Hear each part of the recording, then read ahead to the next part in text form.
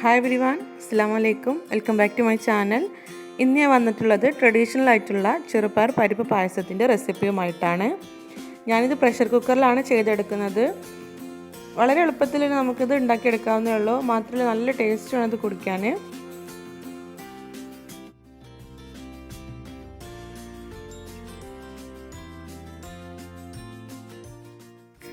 അപ്പോൾ നമുക്കിത് എങ്ങനെയാണ് തയ്യാറാക്കുന്നത് നോക്കാം.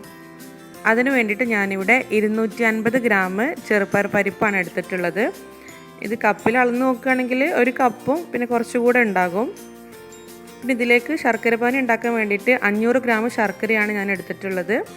നമ്മൾ എത്രയാണോ ചെറുപയർ പരിപ്പ് എടുക്കുന്നത് അതിൻ്റെ ഡബിള് ശർക്കര എടുക്കണം, എന്നാൽ മാത്രമേ മധുരം കറക്റ്റായിട്ട് കിട്ടുള്ളൂ. ഇനി അത്രയ്ക്ക് മധുരം വേണ്ടെന്നുള്ളവർക്ക് ശർക്കരൻ്റെ എണ്ണം കുറയ്ക്കാം. ഇതിപ്പോൾ 5 ശർക്കരയാണുള്ളത്. ആ സ്ഥാനത്ത് 4 ശർക്കര എടുത്താൽ മതിയാകും. ഇനി ഞാൻ പ്രഷർ കുക്കർ അടുപ്പത്ത് വെച്ചിട്ടുണ്ട്.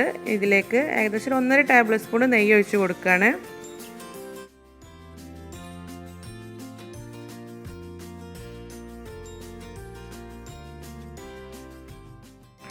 നെയ്യ് ചൂടായി വരുന്ന സമയത്ത് ഇതിലേക്ക് ചെറുപയർ പരിപ്പ് ഇട്ട് കൊടുക്കുകയാണ്. ഇത് നന്നായിട്ടൊന്ന് വറുത്തെടുക്കണം നമുക്ക്.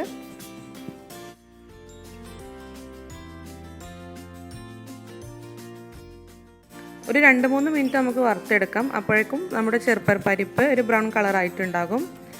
പിന്നെ നല്ലൊരു മണം ഉണ്ടാകും. ഈ ഒരു സമയത്ത് നമുക്ക് വെള്ളം ഒഴിച്ച് കൊടുക്കണം. ഇതിലേക്ക് ചെറുപയർ പരിപ്പിൻ്റെ ഡബിൾ വെള്ളമാണ് ഒഴിച്ച് കൊടുക്കേണ്ടത്. ഞാനിവിടെ 2 കപ്പും കുറച്ചുകൂടെ വെള്ളമാണ് ഒഴിച്ച് കൊടുത്തിട്ടുള്ളത്. നന്നായിട്ടൊന്ന് മിക്സ് ചെയ്യാണ്.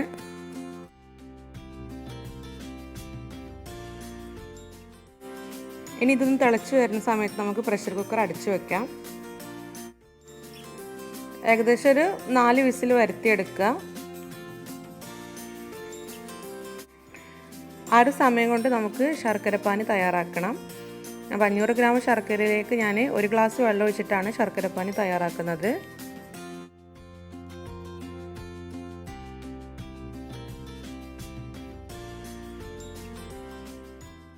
അപ്പോൾ ശർക്കരപ്പാനി ഇവിടെ റെഡി ആയിട്ടുണ്ട്. ആ ഒരു സമയം കൊണ്ട് നമ്മുടെ ചെറുപയർ പരിപ്പ് വെന്ത് കിട്ടിയിട്ടുണ്ട്. വിസിലെല്ലാം പോയതിന് ശേഷമാണ് ഞാൻ കുക്കർ തുറന്ന് നോക്കുന്നത്. നന്നായിട്ട് ഇതൊന്ന് ഉടച്ചെടുക്കുക. പായസത്തിൽ പരിപ്പ് കടിക്കേണ്ടെന്നുള്ളവർക്ക് ഇത് ജസ്റ്റ് മിക്സിയിൽ ഇട്ടിട്ടൊന്ന് അരച്ചെടുക്കാം, കുറച്ച് വെള്ളം ചേർത്തിട്ട്. അപ്പോൾ ഞാനിവിടെ അങ്ങനെ ചെയ്യുന്നില്ല, ജസ്റ്റ് ഒന്ന് ഉടച്ചെടുക്കണേ ഉള്ളൂ. ഇനി ഇതിലേക്ക് നമ്മൾ നേരത്തെ തയ്യാറാക്കി വെച്ചിട്ടുള്ള ശർക്കരപ്പാനി ഒഴിച്ച് കൊടുക്കുകയാണ്. നന്നായിട്ട് അരിച്ചെടുത്തിട്ടുണ്ട് ശർക്കരപ്പാനി. എത്ര നല്ല ശർക്കരയാണെങ്കിലും ഒന്ന് അരിച്ചെടുക്കുന്നത് നല്ലതാണ്. നന്നായിട്ടൊന്ന് മിക്സ് ചെയ്തെടുക്കുക.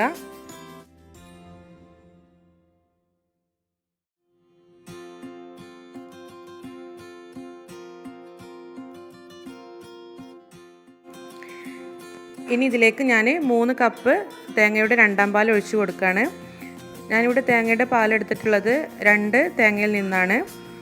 2 തേങ്ങയിൽ ചിരണ്ടി എടുത്ത് 2 പോർഷൻ ആക്കിയതിന് ശേഷമാണ് 1ാം പാലെടുത്തത്. ഒരു പോർഷനിലേക്ക് 3/4 ഗ്ലാസ് വെള്ളം ഒഴിച്ചിട്ട് 1ാം പാലെടുത്തു. മറ്റേ പോർഷനിലേക്ക് 3/4 ഗ്ലാസ് വെള്ളം ഒഴിച്ചിട്ട് 1ാം പാലെടുത്തു. അങ്ങനെ ആകെ 1.5 ഗ്ലാസ് വെള്ളം ഒഴിച്ചിട്ടാണ് 1ാം പാൽ എടുത്തിട്ടുള്ളത്. പിന്നെ 2 ഗ്ലാസ് വെള്ളം ഒഴിച്ചിട്ടാണ് 2ാം പാലും എടുത്തിട്ടുള്ളത്. അങ്ങനെ എടുത്തിട്ടുള്ള 3 കപ്പ് 2ാം പാലാണ് ഇപ്പോൾ ഞാൻ ഒഴിച്ചു കൊടുത്തിട്ടുള്ളത്. പായസത്തിന് ടേസ്റ്റ് ബാലൻസ് ചെയ്യാൻ വേണ്ടിയിട്ട് നമുക്കൊരല്പം ഉപ്പ് ചേർത്ത് കൊടുക്കാം.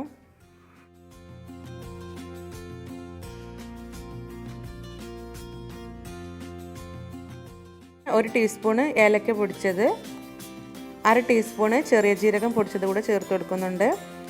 ചില സ്ഥലങ്ങളിൽ ചുക്ക് പൊടിച്ചത് കൂടെ ചേർത്ത് കൊടുക്കാറുണ്ട്. ഞാനിവിടെ ചേർത്ത് കൊടുക്കുന്നില്ല. ചേർത്ത് കൊടുക്കുകയാണെങ്കിൽ അതും 1/2 ടീസ്പൂണ് ചേർത്ത് കൊടുക്കുക.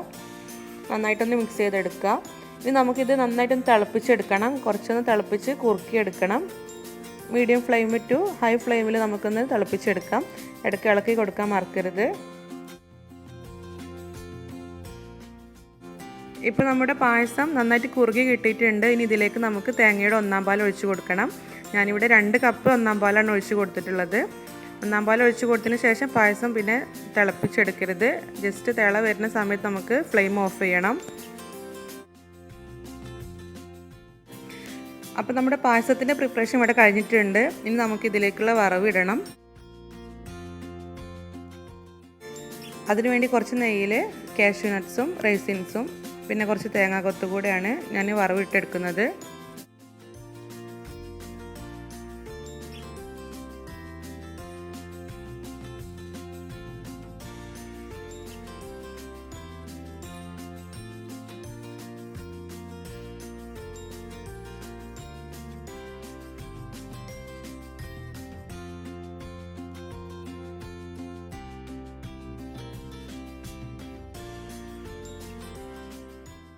അപ്പോൾ നമ്മുടെ ട്രഡീഷണൽ ആയിട്ടുള്ള ചെറുപയർ പരിപ്പ് പായസം ഇവിടെ റെഡി ആയിട്ടുണ്ട്.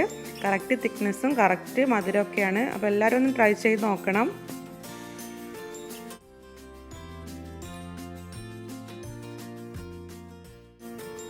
ഇന്നത്തെ ഈ ഒരു വീഡിയോ എല്ലാവർക്കും ഇഷ്ടമായിട്ടുണ്ടെന്ന് കരുതുന്നു.